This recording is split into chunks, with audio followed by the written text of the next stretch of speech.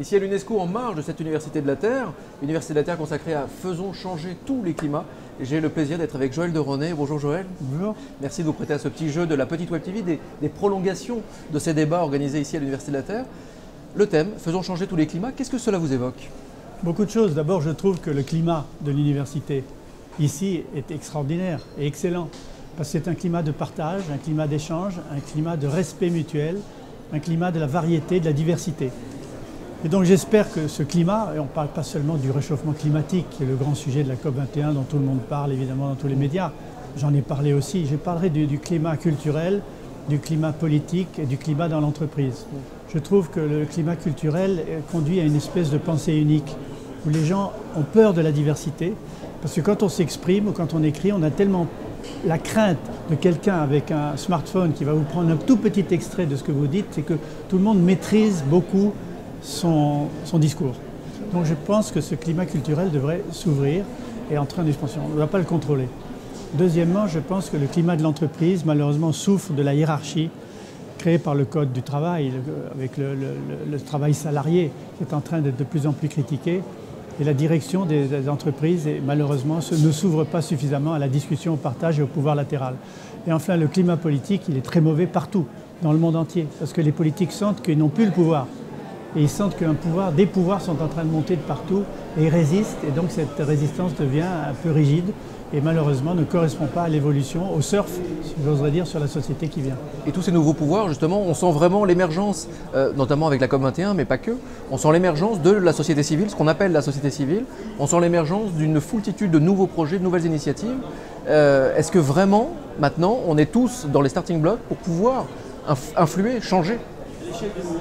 Grâce beaucoup aux réseaux sociaux, grâce beaucoup aux blogs, grâce beaucoup à Twitter, grâce beaucoup à tous ces systèmes nouveaux de communication interpersonnelle, les idées sont là, les startups sont lancées. Le problème, c'est la reconnaissance des idées et la reconnaissance des startups, c'est-à-dire la confiance que les classes dirigeantes, en général, donnent à la génération montante et à la société civile. Il n'y a pas encore cette confiance. Là, le climat n'est pas bon. Le climat n'est pas bon parce qu'on ne fait pas confiance. On dit que ces jeunes sont trop superficiels, passent d'un sujet à l'autre. Or, avec les réseaux sociaux, que j'appelle, qui vont être de plus en plus des réseaux éco-sociétaux, c'est-à-dire que le smartphone devient, comme je l'ai dit plusieurs fois, une sorte de télécommande universelle, grâce à laquelle on peut cliquer dans l'environnement. Et donc agir sur son environnement pour réguler la température d'une pièce, pour réguler le stationnement de sa voiture, que sais-je. Donc je pense que les jeunes sont en train de s'emparer de ces outils de régulation en temps réel du monde dans lequel ils vivent, grâce au numérique et grâce aux réseaux éco-sociétaux qui sont en train de se mettre en place. Mais faisons-leur confiance. Dernière question, s'il y avait une initiative, une ou deux initiatives en 2015 qui vous a particulièrement marqué? Alors ça a commencé avant 2015, mais ce qui me frappe le plus en 2015, c'est des grandes villes du monde comme Vancouver, comme San Diego, San Francisco, Copenhague, qui ont déclaré vouloir et pouvoir être autonome en énergie, 100% en énergie renouvelable, pour Copenhague en 2030-2035, pour Sydney, pour San Francisco en 2040 ou 2050, mais pour Vancouver, pratiquement maintenant.